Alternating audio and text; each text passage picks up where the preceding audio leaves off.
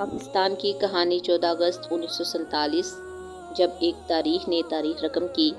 برصغیر پاک و ہند کی آزادی 15 اگست 1947 کو مقرر کی گئی تھی، لیکن پھر پاکستان کو ایک دن پہلے 14 اگست کو آزادی مل گئی، کیونکہ وائسرائے ہند لارڈ ماؤنٹ بیٹن کو دلی میں آدھی رات کو انڈیا کی آزادی کی رسومات میں شریک ہونا تھا۔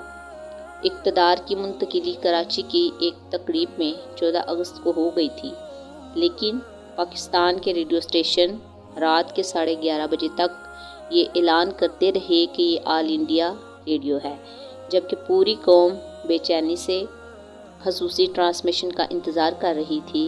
اس وقت پاک و ہند کے گلی محلوں میں آگ کے شعلے بلند ہو رہے تھے، فائرنگ ہو رہی تھی، خنجر زنی جاری تھی اور تیزاب کی بوتلیں بھر بھر کے ایک دوسرے پر پھینکی جا رہی تھیں۔ پاکستان پیدل آنے والے قافلوں اور ٹرین میں آنے والے لوگوں کو راستوں میں ہی گروہ در گروہ ختم کیا جا رہا تھا۔ مسلمان اپنی پاک سرزمین کی ہجرت کے لیے کوشاں تھے۔ لاکھوں قربانیوں کا مظہر پاکستان، جس کی جانب لوگ اپنے اہل و عیال اور معمولی ساز و سامان لیے رواں دواں تھے، لیکن یہ سفر ہجرت بھی لاکھوں صدمے دے گیا۔ ہر قدم پر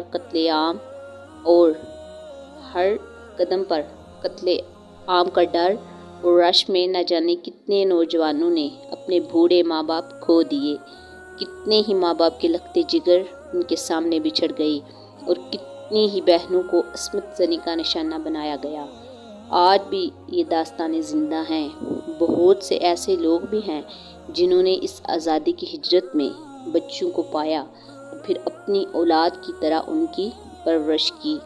کسی کو کسی کی کچھ خبر نہ، بس فکر تھی تو خود کو ہندوؤں سے بچانے کی اور وطن کی مٹی پر جلد از جلد قدم رکھنے کی۔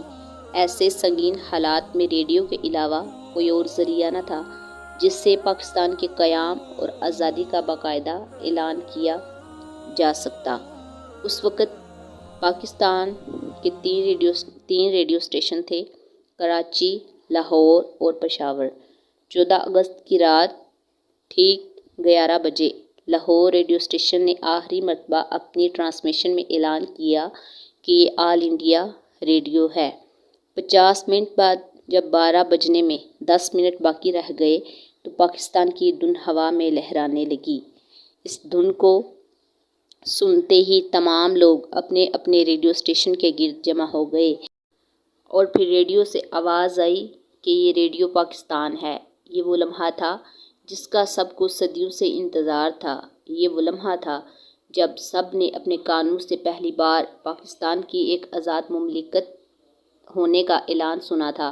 ایک کے بعد ایک انتہائی خوشگوار آواز میں قرآن کریم کی سورہ فتح کی تلاوت کی گئی، جس کا ترجمہ ہے کہ اے محمد، ہم نے تم کو فتح دی اور تم پر اپنی نعمت پوری کر دی اور تم کو سیدھے راستے چلائے اور اللہ تمہاری زبردست مدد کرے۔ اس طرح پاکستان وجود میں آیا۔